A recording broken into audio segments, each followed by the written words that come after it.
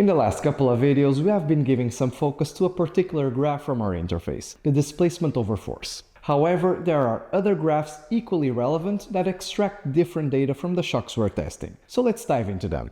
For a deeper insight about the force versus displacement graph, check out this video from our library. The next type of graph we have available is the force versus the velocity. This graph overlaps the acceleration and deceleration stages of compression and rebound and can tell us if there are any inconsistencies, usually related to hysteresis, like shown here on the left of the graph. This graph has a standard and average layout, which makes it easier to compare several tests at the same time.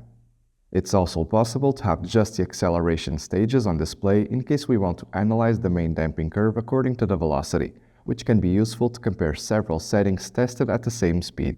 Then we have the force versus peak velocity.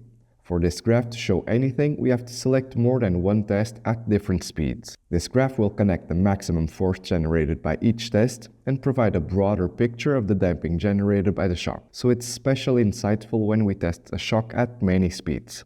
By definition, damping generates heat, which increases the temperature of the shock. And how a shock works at certain temperatures might help unveil problems or pain points the customer is feeling.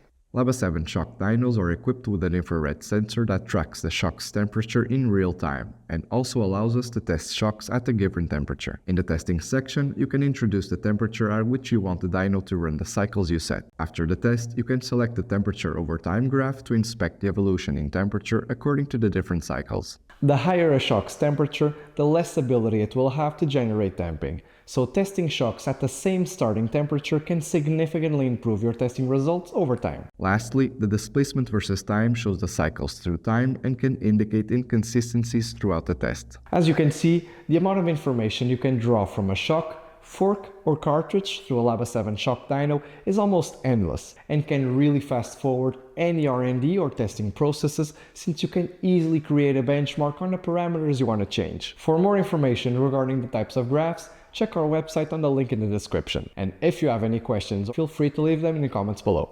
Thank you for watching, and don't forget to subscribe.